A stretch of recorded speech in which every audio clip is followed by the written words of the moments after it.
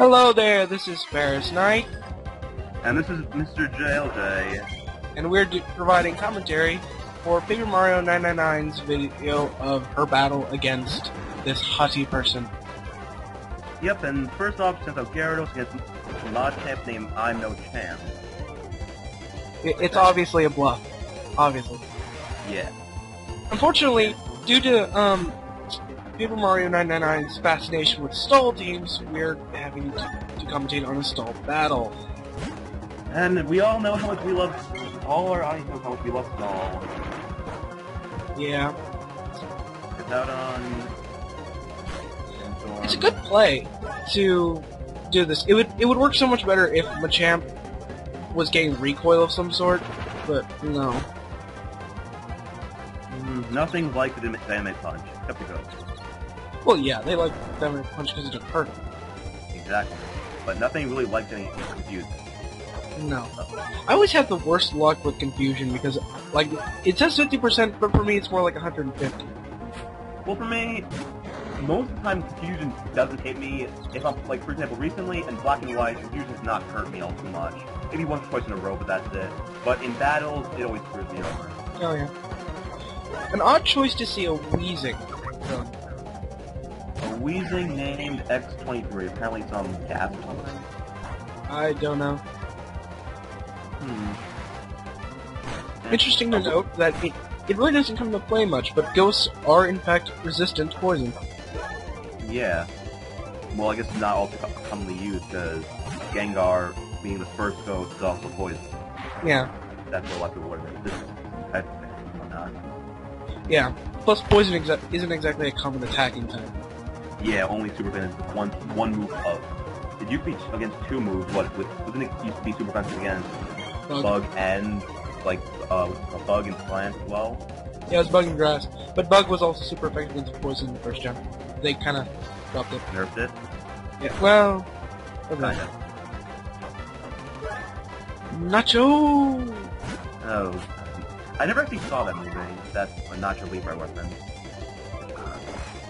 I never did either. But a lot of my friends have, so it's like I've basically seen the movie.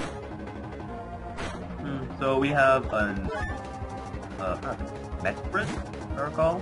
Yep. Now this is a good play here.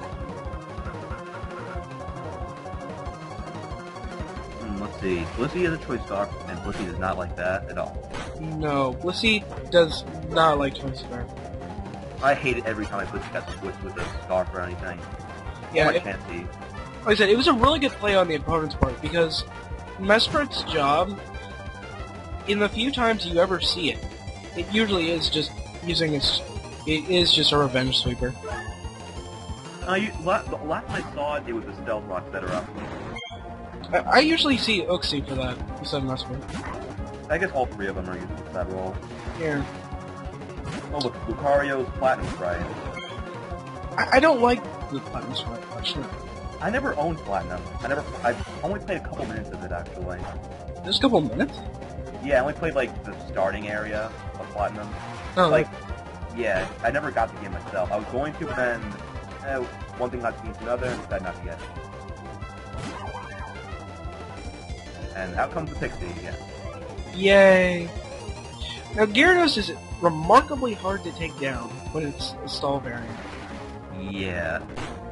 Last Gyarados I fought had down Starfall. It was annoying, though, either way. Yeah, I always find issues taking down Gyarados unless I have something like... Liar? Yeah. What's the score so far? Score is still 6-0 because stall teams don't take things down very quickly. It must be 6-6. 6-6. Okay. Fired. Ooh, burn. Yeah, very lucky burn. I'm assuming that was the entire point of using it. So 10% chance to paid off. Yeah. It never works until, you know, you don't want it to. Yeah. I always get the 10% chances whenever I'm using, you know, Thunderbolt or Flamethrower on something with guts. I usually get the Thunderbolt hack. I have almost never had anything get frozen, though. I get frozen plenty. rarely for me. I don't... Keep it on staying in. Well, I mean, there's not much that Mesprit can do to it. No, I'm just saying overall with the burn and all. Oh, yeah, well... I know it's not meant to do any damage and all, at least overall, besides just roar for some stealth rock damage and switch, but either way. Yeah. The burn will mess I think it's... Oh, that's why it's doing some... Right. The burn will screw around with it a bit, though, from what I can gather. Oh, yeah. Well, I mean, its only attack move is Earthquake? Yeah, and outside of, you know, hitting Lucario in this match, it's not really doing much with its attack. Well, There was this very good play on Paper Mario's part. The idea was that the Hippowdon was probably going to switch out to something with full health, and the Pain Split was going to heal the wheezing a little bit. Good play on that. Good play on that play, at least. Yeah. Hippowdon's slowness actually came in handy. For one. Yeah. The very first time I played Hippowdon, let's just say it did a lot for me. I very rarely use Hippowdon. I mean, the first time I saw it being used. Oh. Yeah. Let's just say it was a long, long time ago, and if I recall, it was using similar type of this, except instead of Roar, it used Ice Fang. Yeah, that was definitely the more common set. It's interesting to see that this person was going to go ahead and sacrifice Lucario. I mean, admittedly, it only lives because of the burn, but Probably. I wouldn't have taken the chance. Well, from the looks of it, his team is like more of a mixed team. Oh yeah, which is why I would have kept around Lucario, mostly because it's definitely very useful. That looks like a bad switch. But then again, Sandstorm and all. Yeah. The only way it was going to kill was with a Order Swing. Yeah. And Tyranitar screws around my Shane whenever I come up against it. Fortress! Looks like Paper Mario here does not nickname her Pokemon. A little bit. At least not in this match. No. Comes back for the I'm not a champ on the Fortress. I assume Fire Punch? Something? Dynamic Punch, more likely. At least that's what I would do. Or he can't... Yeah, or he can't do anything back, and Confusion just really screws with him. Yeah, overall. I guess it could explode, but it would be kind of a wait. Too early in the match for that. Yeah. Always too early in the stall match for that. Well, stall players generally don't sacrifice their pokes, so... Ouch, Stone Edge. That did not do as much respect. Oh no. Intimidate has a lot to do with its survivability. Oh yeah, forgot about that.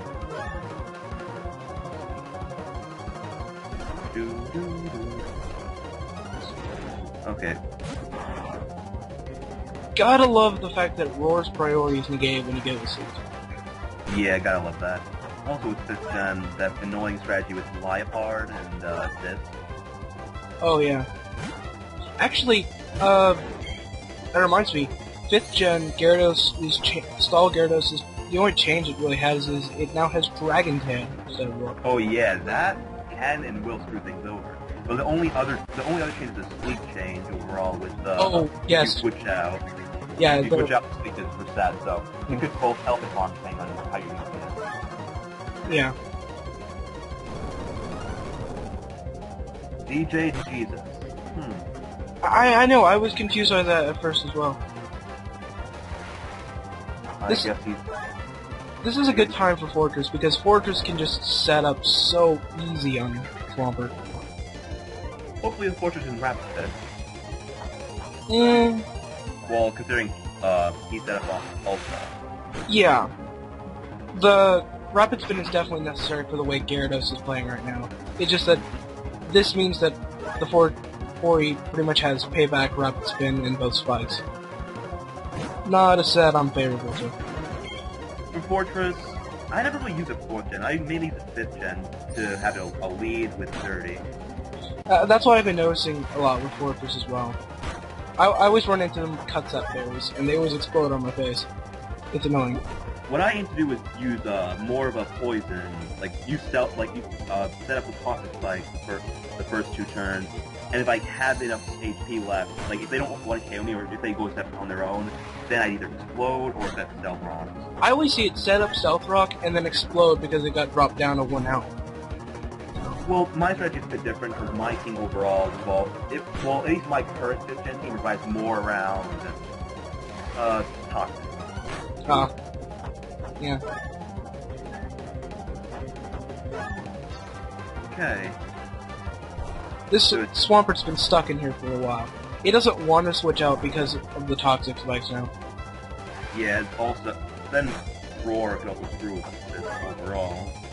Oh yeah, that's what Paper Mario is waiting for. Because once Swampert gets roared out, it's game over for that time. Practically. What's the score right about now? I think the only thing that's died is the Lucario. Lucario? Yeah, that's about it. Because honestly, from what I always notice, I always forget if it's like a battle like this with the scores unless someone puts it on the sidebar or something. Yeah. Weezing is probably going to be the hardest thing to take out on this team. For once, Weezing's love-hate going against it. Well, yeah, because the main issue is that the toxic spikes is up. Yeah, so that means the what's it called? Toxic spikes can't be brought out by the poison technique. Right. Other than that, though, that Weezing is probably is the one thing on the opponent's team that's causing most grief for her, because it's pretty much not taking any damage from anything. Yeah. But Rotom is burned, so that limits its life overall. Yeah. Pretty sure every one of our viewers would know, but Rotom forms aren't allowed technically on Wi-Fi because some GameFreak did not implement them to be in their forms on Wi-Fi. They have to switch back. Yeah. There are codes to change that. So. Yeah, most values use those codes to even up playing field. Well, yeah.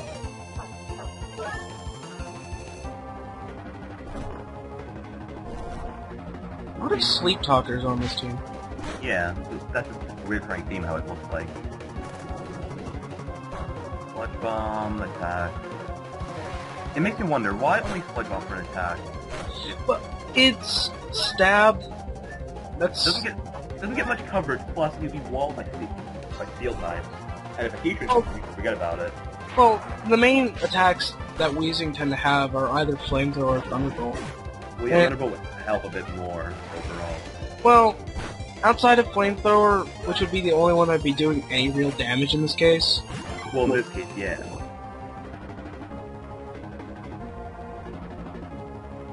I think the match has been set by this point. Oh yeah, it's definitely over, because all the, everything's set up, and everything that comes in is going to take the spikes, the stealth rock, and get toxic. I bet her opponent was really kicking himself for not having Rapid Center. Yeah. It's really key when you're going against stall teams, simply because that's where they get the majority of their damage from. Pathetic damage from Sword Punch. That's what you get for not having stab and it being resisted. Base 20 doesn't exactly do much. Remember, folks, Machamp does not equal Sizzle. Yeah. T-Star. He will not like Bullet Punch, though. No, he will not. It makes you wonder if she's just stalling by this point just to get Machamp out, or is she actually trying? It's racking up the toxic damage. Well, yeah, that's what I meant, like stalling by racking up toxic damage, yeah, or just not because caring anymore. At this point, Gyarados, you know, even with the Intimidate, it's not gonna like taking the Stone Edge. Oh look, that thing's still wrong. Oh wait. Yeah, not really. That thing's alive. Oh wait. That will pretty much wrap up the game, because when Swampert comes in, it's going to get toxic and die after several thousand turns. Yep. But why Bullet Seed? Well, then again, you wouldn't be able to have to do anything else. So yeah. And that Machamp is indeed not a champ at all. Yeah. And so now we just sit here and wait until Swampert dies. Death by poison, and very unfortunate fate. But on the bright side, 5th gen changed that a bit, so you can't die by poison in the overworld. Didn't they also do that in 4th gen? No, I'm pretty sure you could die by poison in the overworld overall in 4th gen. Because I do recall that being in effect. Yeah. Anyway, this battle just about over, I think. It is. Anyway, next time.